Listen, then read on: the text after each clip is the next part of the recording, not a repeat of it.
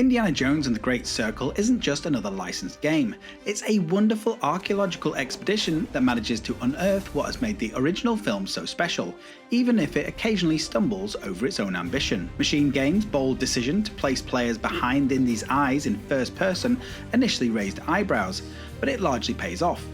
Whilst the perspective shift takes some getting used to, especially during the platforming sequences, it creates an unprecedented level of immersion when examining ancient artifacts or throwing impromptu punches at fascists. The game's three main hub areas, the Vatican, Giza, and Sukhothai, are masterfully crafted spaces that encourage genuine exploration.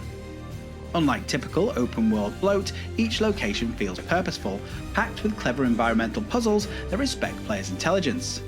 The game trusts you to piece together solutions without excessive hand-holding, making the eureka moment genuinely satisfying.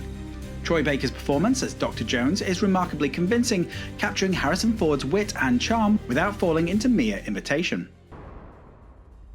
Patron of the fallen angels, protector of the Circulimani, the Great Circle. The supporting cast shines too, particularly Alessandra Mastronardi as Gina, whose chemistry with Indy elevates the story beyond simple treasure hunting. The fighting system is a mixed bag. Whilst the improvisational melee combat is brilliant, letting you grab everything from dustpans to violins as weapons, the gunplay feels deliberately undermined. Enemies are bullet sponges, and alerting a base full of soldiers usually ends poorly. However, this design choice does encourage the kind of resourceful problem solving Indy is famous for.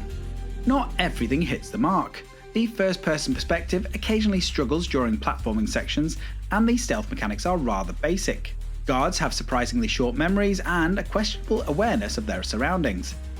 The collection of random trinkets also feels unnecessary, though thankfully they are entirely optional. Despite these niggles, Indiana Jones and the Great Circle is a return to form for both the franchise and single-player adventure games. It's clever, engaging, and captures the spirit of the films whilst carving out its own identity. Whilst not quite perfect, it's exactly the kind of game that reminds us why we fell in love with the fedora-wearing archaeologist in the first place. You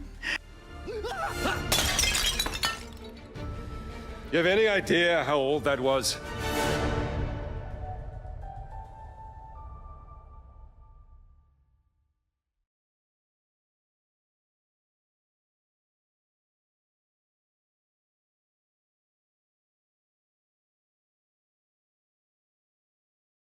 Finish him!